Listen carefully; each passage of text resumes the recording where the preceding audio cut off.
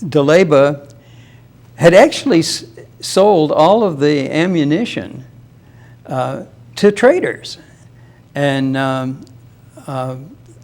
this left people wondering if he was siding with the British or just what the heck was going on.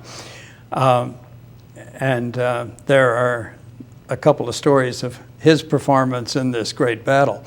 But at any rate, the next day, the attack did happen.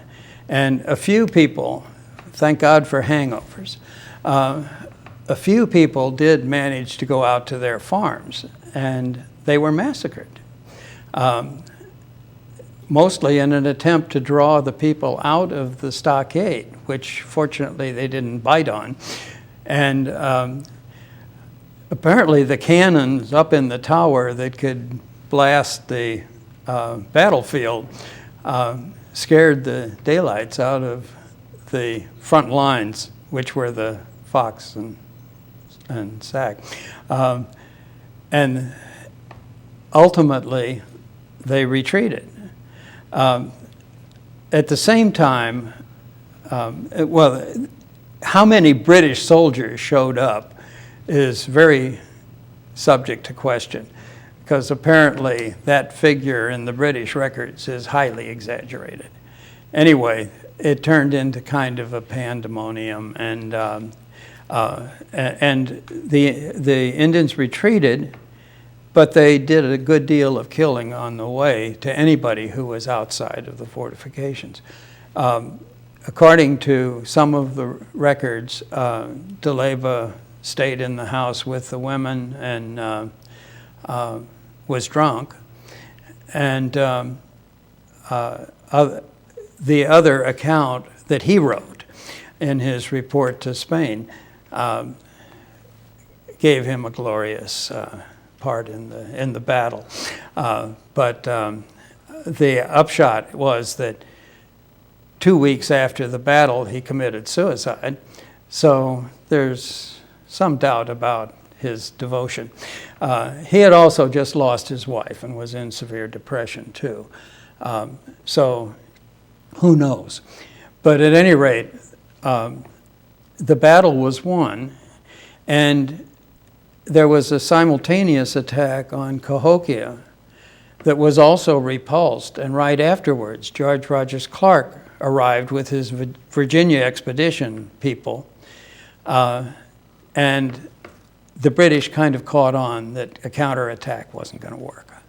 DeLeyba and the St. Louisans had been very supportive of Clark and stayed friends to the very end.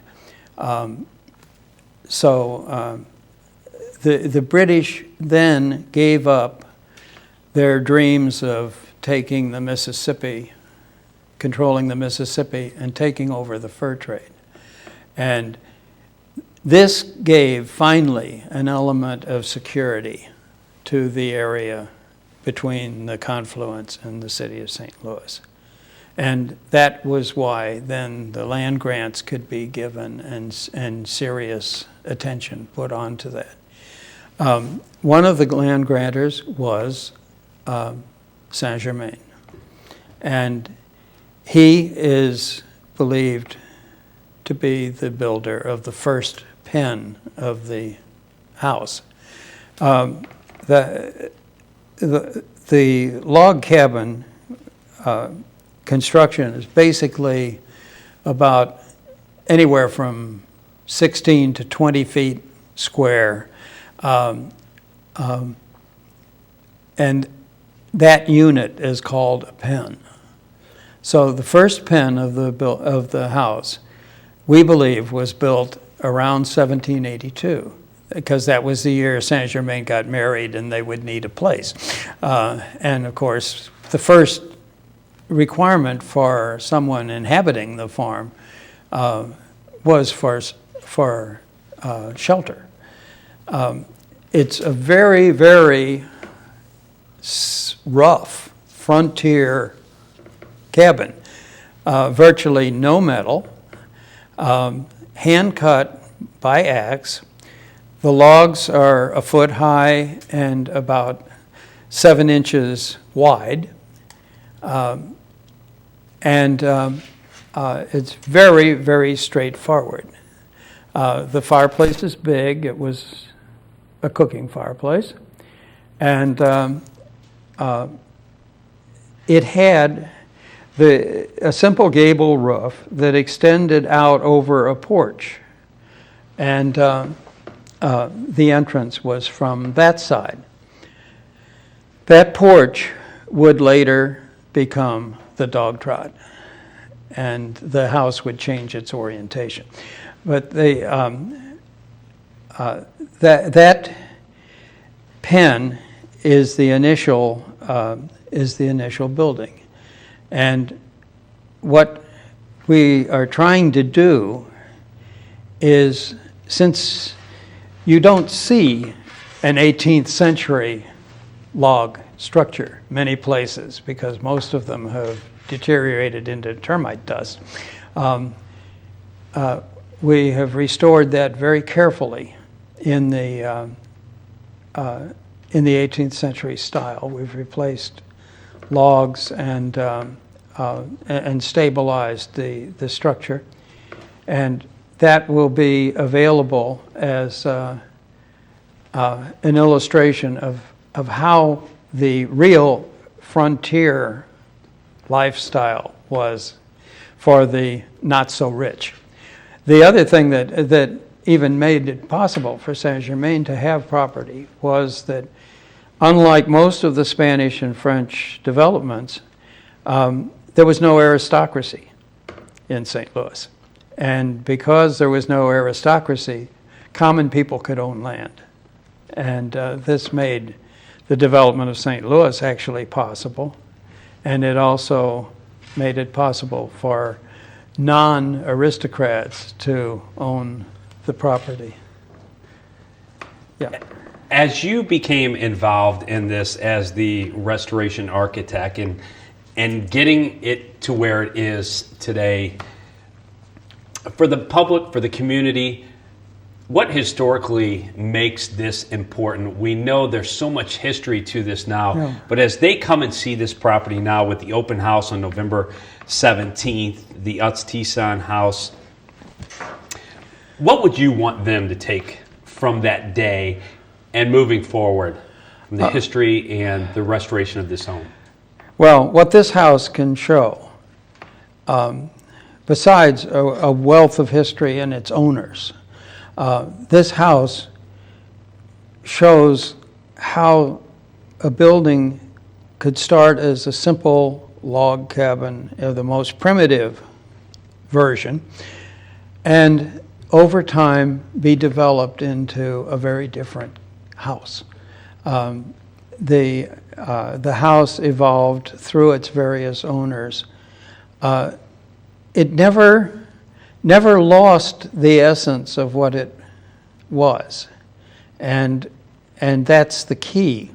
What it was survived and could be restored. The house itself has an awful lot to tell, just physically, in the evolution, because the second pen, when it was added probably around 1820, is a very different construction than the first pen. It's log, but the logs are 14 inches, 16 inches, 24 inches tall, and only 5 inches or so in width. And they're beautifully dressed, where the logs of the first pen are hacked out with a hatchet. These have been trimmed to smooth surfaces with probably an adze, but there is that sense of evolution in just log styles that is not normally seen, that will be very obvious. I mean, because we're leaving the interior in its natural form. We're not replastering. At a later date, the interior was plastered. The outside was covered with siding to protect the logs, which by and large, they did. I've learned things about termites that I never understood and will never understand about their selective tastes. But we'll be able to show these construction techniques that are just not seen anywhere. The roof, for instance, the roof joists are logs, 5-6 inch diameter logs, that have a big hand-hewn spike in the bottom and are joined at the top by long wooden stakes, a la Dracula. And you just don't see this kind of stuff. We've roofed it with hand-riven white oak, very select shingles that turned out to be a lot rougher than I expected, and I think drove the roofers absolutely nuts trying to meet the requirements of overlap and everything with these very rough things. But the roof is quite beautiful and is terrifically authentic at this point. So we've tried to emphasize these qualities on the interior while we return the exterior to its more finished and final form, which was siding with the long Creole porch across the front and dormers that we restored from the paint lines and old photographs and stuff. We've tried to be extremely authentic. The siding, we discovered that while there's some original siding that we've kept inside the dog trot area, most of the stuff on the exterior had deteriorated to the point where it was either added siding that didn't match what was originally there, or it was beyond taking paint. And so what we've done is, based on the original samples, we've been able to reproduce exactly the original siding in white oak. I mean, I hated to paint it because it was so beautiful. But they'll be able to see real construction that is authentic and how the construction evolved. And then we're looking at exhibits in 3 categories: the history, the architecture, and the owners. And that's where I'm going to stop you right there. Yeah. Half-hour show here. We're going to continue this. We'll make this a 2-part series. I want to touch on, though, November 17, 2012, from 12 o'clock to 2 o'clock, the Utz-Teson House at Brooks Park, 420 Brooks Drive. You can call Tim Davidson over at the City of Hazelwood, 513-5014 for more information, or you can email them at the address there on the screen. Thanks for watching the show tonight. We appreciate it. Once again, we'll have the second half of the show next week right here on News 20. Have a great evening. We'll see you tomorrow night. I didn't mean to...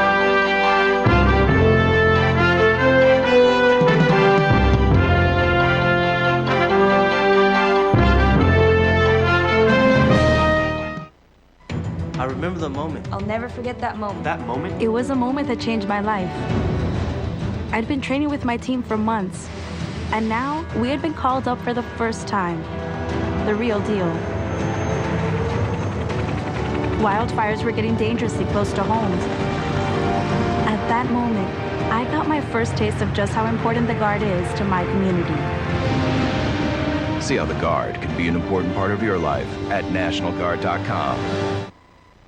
Be out there. Be out there. Be out there. Be out there.